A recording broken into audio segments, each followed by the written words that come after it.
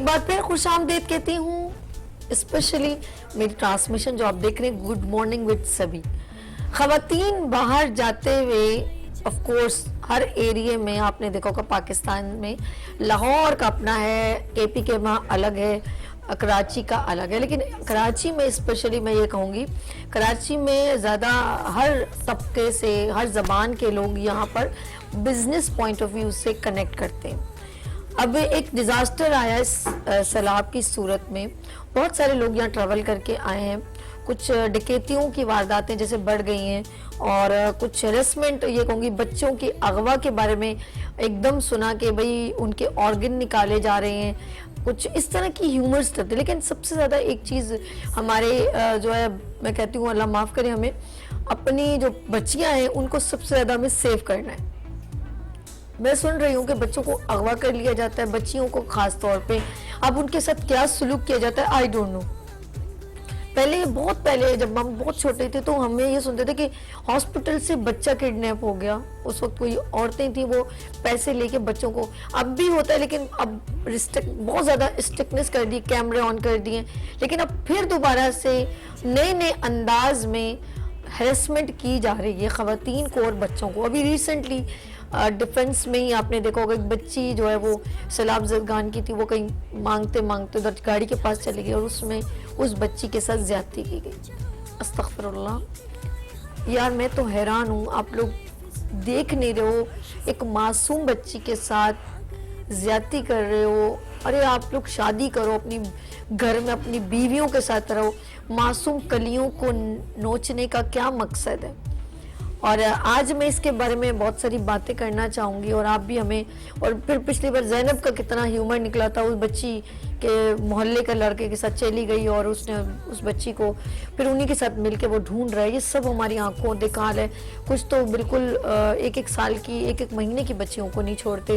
اور ابھی ریسنٹلی میں اللہ توبہ مدنی کہتی ہوں یہ گناہ ہے ہمارے کہ باپ نے بیٹی کے ساتھ زیادتی کی. استغفر اللہ. مجھے سمجھ میں نہیں آ رہی یہ لفظوں کو میں بیان کر رہی ہوں تو میرے اپنے رونڈے کھڑے ہو رہے ہیں.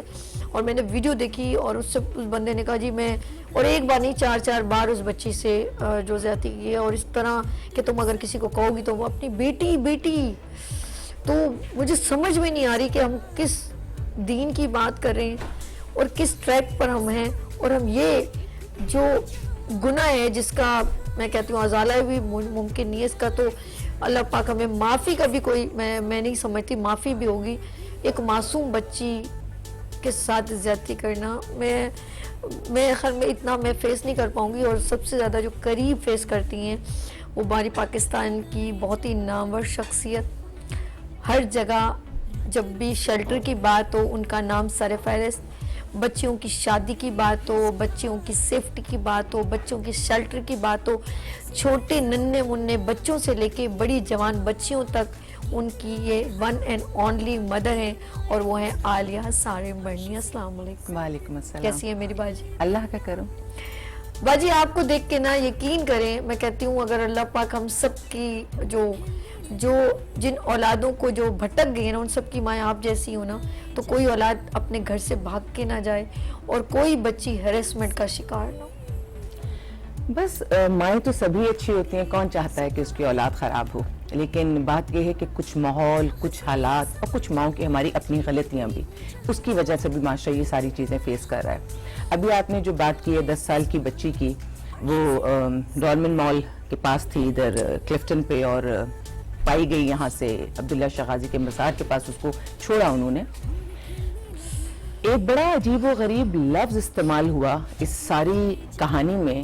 کل میں ایک پروگرام میں موجود تھی, وہاں انہوں نے کہا کہ یہ لوگ ہنٹرز ہیں, یعنی انہوں نے ایک طرح سے اس چیز کو ڈکلیئر کیا کہ یہ ہنٹرز ہیں.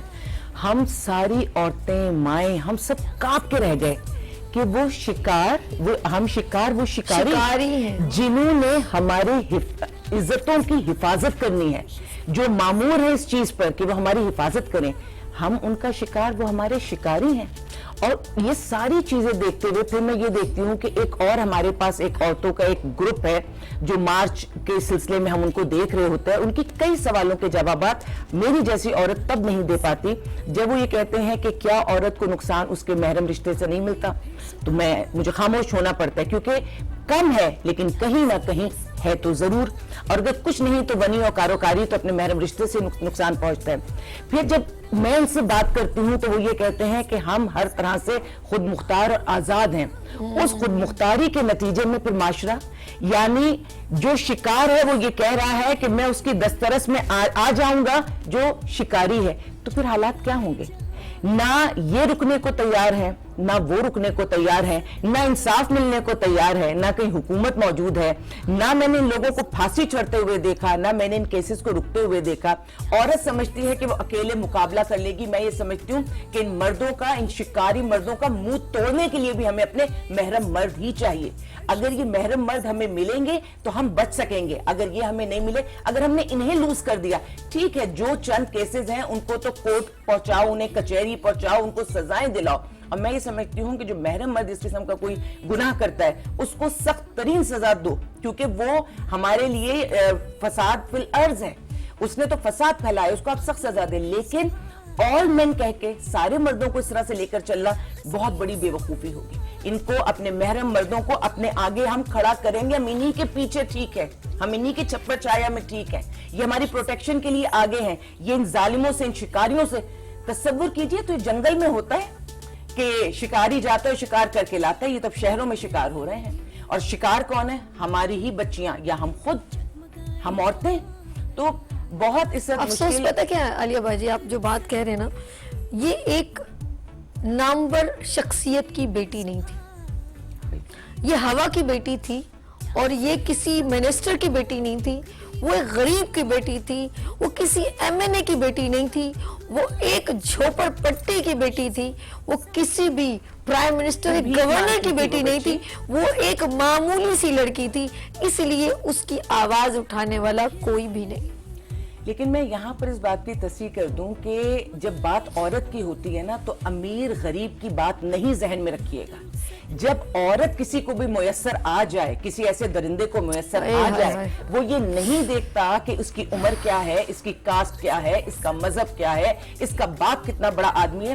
ابھی ریسنٹلی جو ایک کیس ہوا ہے, جو شاہنواز جو بیگم کا جو کیس ہے, تو وہ کوئی معمولی عورت تھی, وہ دبئی میں جاب کرتی تھی, وہ پڑھی لکھی قابل کماتی ہوئی عورت تھی. لیکن جب تشدد کیا گیا, جب اس کے شوہر نے اس پر تشدد کیا, تو آپ دیکھ لیجئے نقصان. ٹھیک ہے, اللہ کرے کہ سزا ملے, جس نے اس کو قتل کیا ہے اس کو سخت ترین سزا ملے, لیکن اس وقت تک سزا نہیں ملی ہوئی ہے. اور اس وقت تک منو مٹی تلے کون دبی, وہی ہوا کی بیٹی.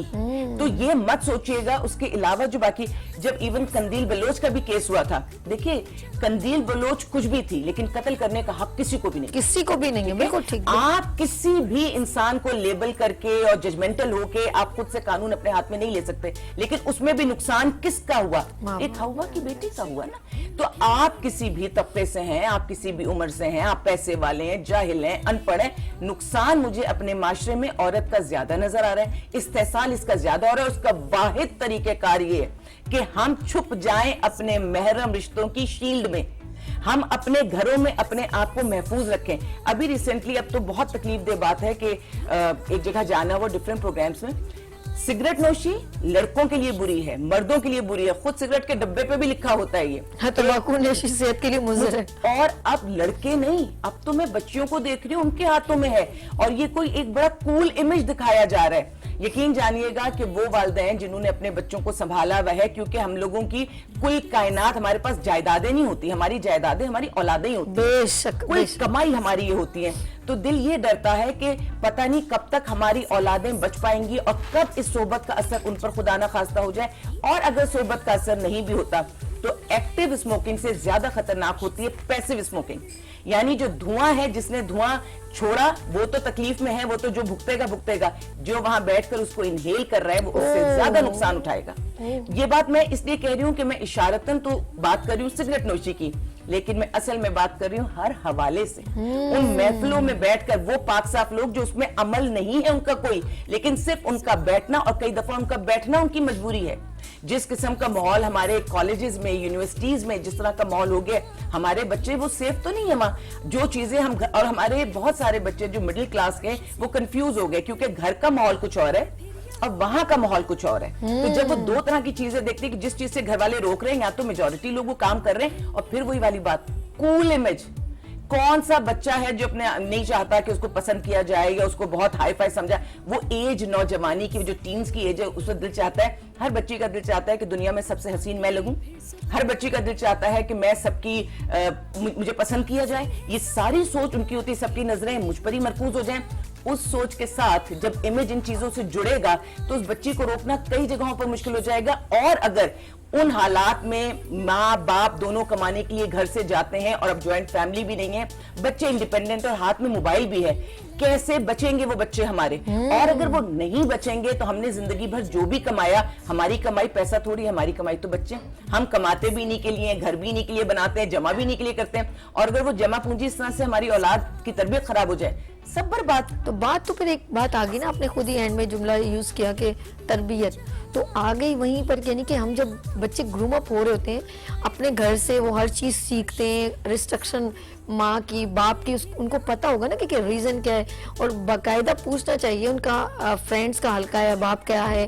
ہمارے بچے اسکول جا رہے ہیں تو وہاں ٹیچرز کے ادھر وزٹ کرنا بہت ضروری ہے، تاکہ college who university who doesn't matter. اگر آپ نے اچھا یہ یونیورسٹی کالج تک تو جب آپ انیشیلی بچے کو اچھی طرح ہولڈ کر لیں گے تو وہ 100 بار سوچے گا کہ میں غلط کچھ نہ کروں. دیکھیے تربیت بہت زیادہ معنی رکھتی ہے، لیکن کئی جگہوں پر ماحول آپ کو بہت زیادہ پریشرائز کر دیتا ہے.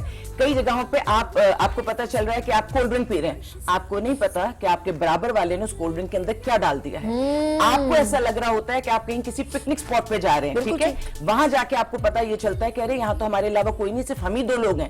وہ جو دوستی کے نام پہ جو چیزیں ہوتی ہیں، پھر ان پکنک اسپاٹ سے واپسی پہ جس طرح سے وہ لڑکیاں روتی بلکتی آ رہی ہوتی ہیں. اور کئی دفعہ کیونکہ ہمارے پاس ابھی بھی معاشرہ پوری ایک لائن پر تو ہے ہی نہیں نا، لائن آف ایکشن تو کوئی ہے ہی نہیں. تو کیا کرتے ہیں وہ لوگ کہ ماں باپ کو بغیر بتائے بچیاں یہ سمجھتے ہیں کہ ہم نکل جائیں گے، سیفلی چلے جائیں گے، سیفلی آ جائیں گے. ایسا نہیں ہوتا.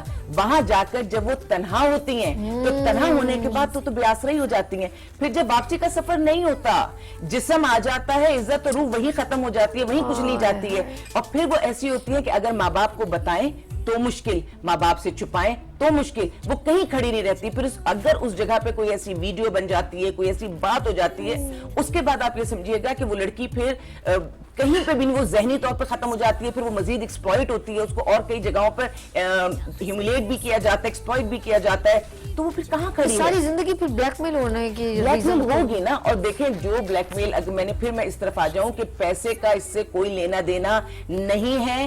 عورت اور مرد کی دوستی ہوتی نہیں ہے. آپ ایک ساتھ کام کرتے ہیں، آپ ایک ساتھ پڑھتے ہیں. یہ جملہ میں نے بارہا کہا کہ آپ بہت ساری جگہوں پہ محاذوں پہ ایک ساتھ کھڑے ہوتے ہیں، لیکن آپ دوست نہیں ہو سکتے.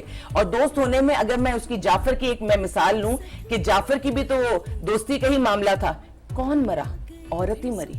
ہوا کی بیٹی مری، اس کا سر تن سے جدا کر کے کتنے فٹ کے فاصلے پر رکھا گیا. وہ روتی بلکتی چیختی رہی. وہ اوپر سے چھلانگ مار کر نیچے آتی ہے، گیٹ تک جاتی ہے تو گیٹ کیپر بھی اس کو بند کر دیتا ہے کیونکہ پیسے کا کھیل ہے.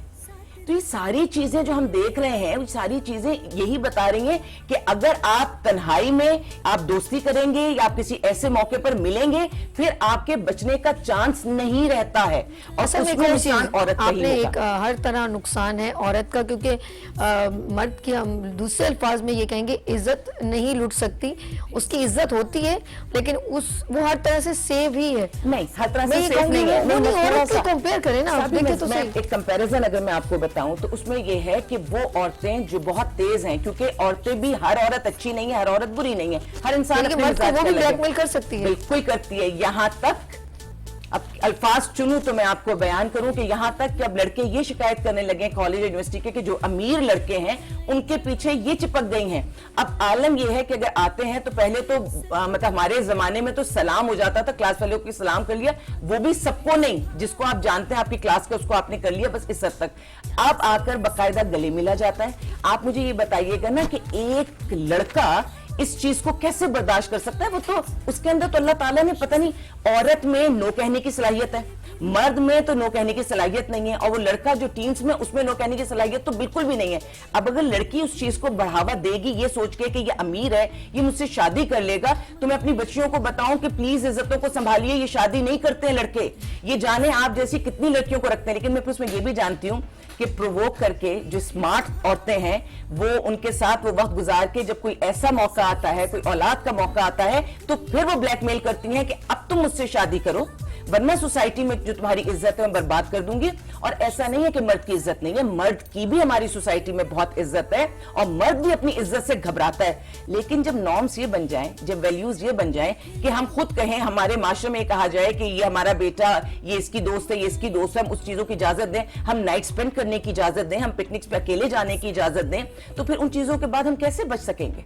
और ऐसा नहीं है, औरतों से अब मर्द बहुत घबराते हैं, इसलिए कि औरतों ने भी अपना एक स्टैंड बना लिया है। उन्होंने कहीं पे एक तरह तो ये समझ लीजिए कि वो बराबरी की बात करती हैं, कहीं पे उनके दिल में इतनी फ्रस्ट्रेशन, इतनी रंजिश है वाकयात देख देख के कि रिवेंज की बात भी होती है। वैसे आपकी बात मुझे खराब होता है ना? आपने कहा ना कि मर्दों को भी ब्लैकमेल किया जाता है, तो मुझे फौरन हमारे पाकिस्तान के सुपरस्टार, अल्लाह पाक उनको बख्शे, आमिर लियाकत हुसैन साहब को भी उनकी अपनी वाइफ ने बहुत हद तक ब्लैकमेल किया था और पर्सनल वीडियो लीक की थी जो वो बहुत एम्बैरेस्ड हुए थे।